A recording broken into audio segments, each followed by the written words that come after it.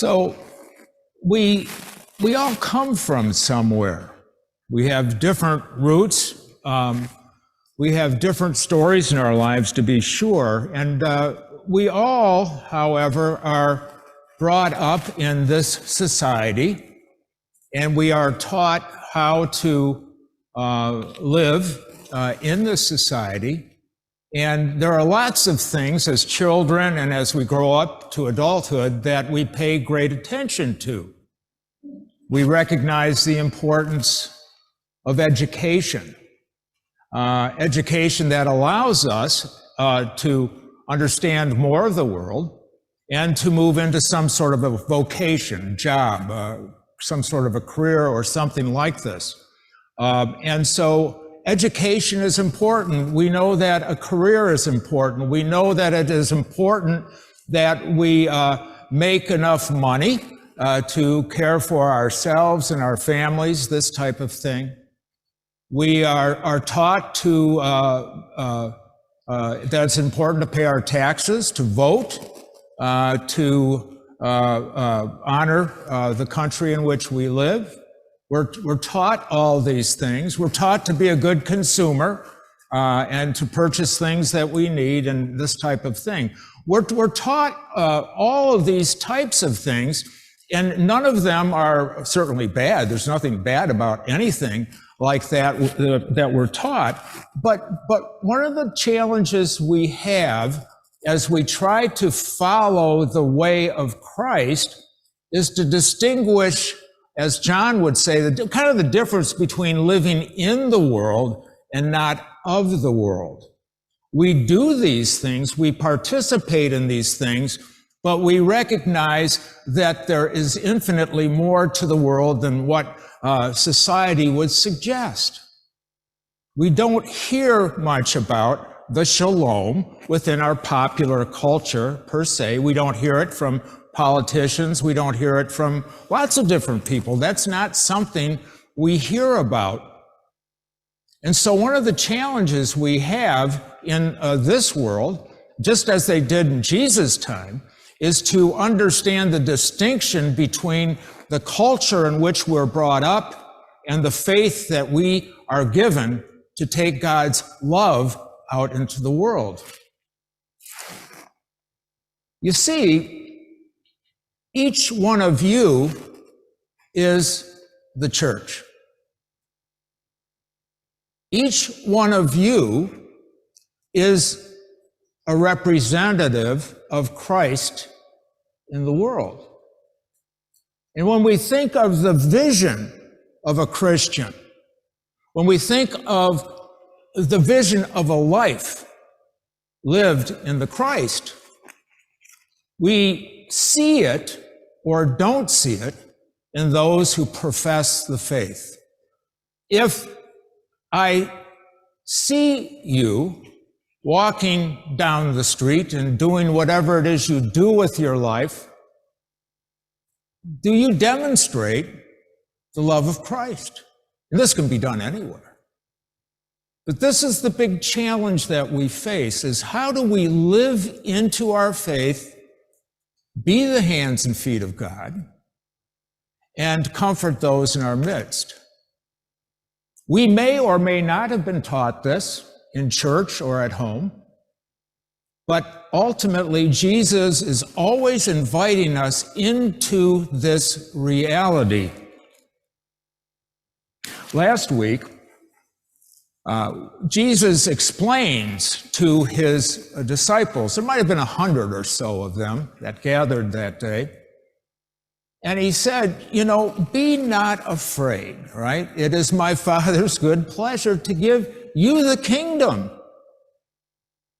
And he explains how that evolves. He says to the well-off, sell your possessions, give alms, create community where rich and poor come together and explore the unique wisdom that is found in their midst by worshiping together and living together and being part of a community.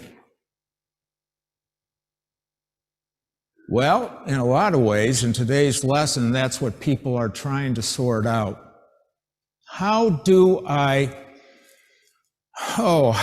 live in this world that I've been brought up in, and how do I really meld my faith in the world together or modify how I see things?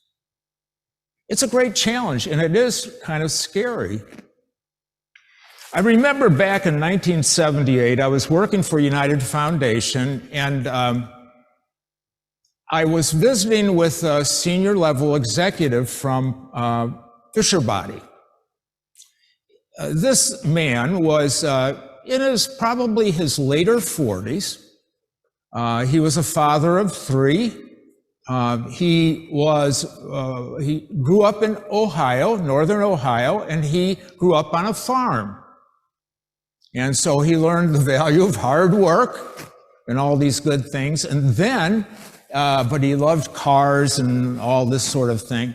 And he was able to get into GMI. Is that what it was called back in the day? Now it's Kettering or something. Yeah. So anyway, he went to GMI and learned all the wonderful things he learned. And then he started his career at General Motors and, worked hard and did nicely. And as we were sitting this evening in his office, just talking about life almost, it was kind of an interesting thing, but he said, I wish I could do what you do, Mark.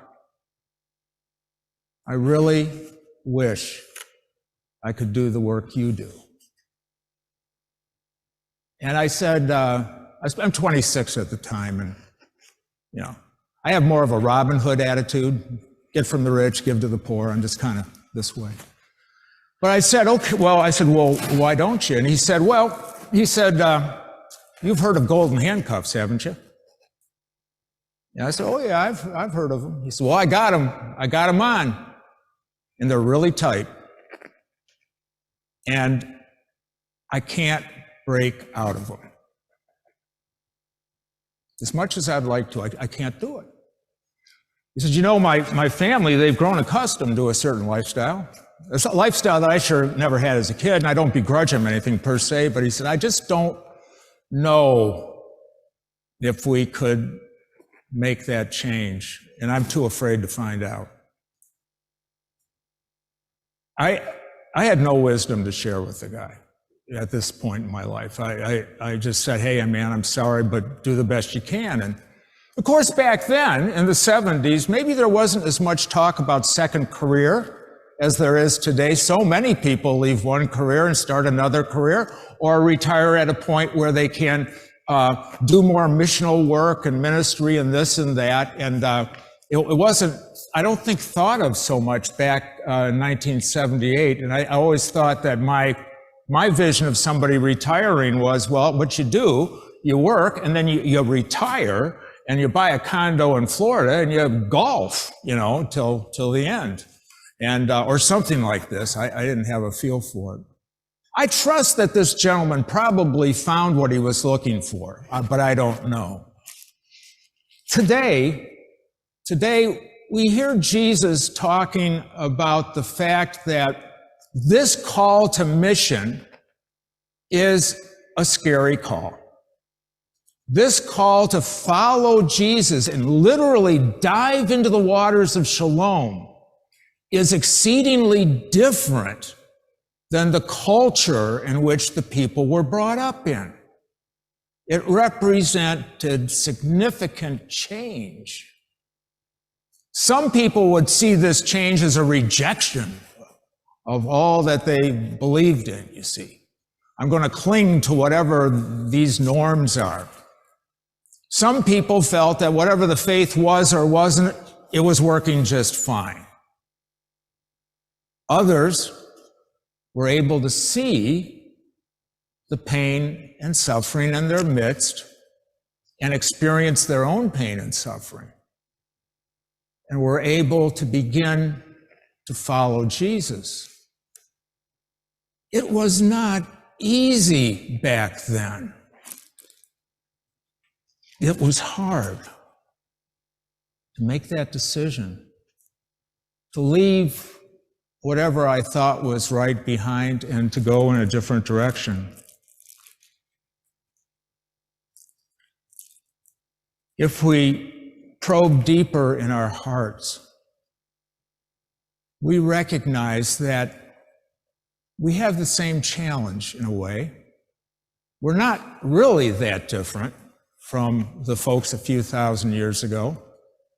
We do live in a world that is contrasted to declared faith and this type of thing. We always have an opportunity to make a decision to go this way or that way. And sometimes those decisions are scary because the way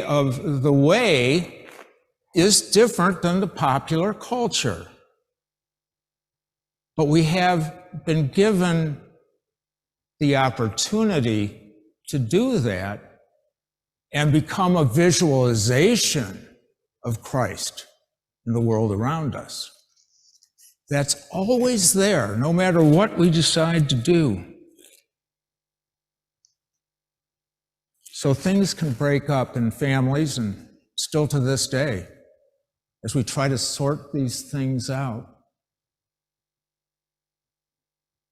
At the Hearts, Hands, and Voices camp this week, there was a passage from John of Patmos that I think from the Revelation that talked about a new Jerusalem. And the fact that there was always this vision for a new Jerusalem. There was that vision hundreds of years before Jesus. And John is praying that the Romans will be defeated and there will be a new Jerusalem, a new way of life, that the waters would flow. You see, that river of life that we talk about, the river of shalom and peace, it's always flowed. It's always been accessible. But it's one thing to see it. It's another thing to dive into it and start swimming. That's a little bit different. But yet we have an opportunity to begin to create a new Jerusalem in our lives, to see the sacredness of those around us, to pray God's presence in each of our lives, to take whatever step the Spirit leads us to take. We can be the actualization of the kingdom. It's all within our grasp.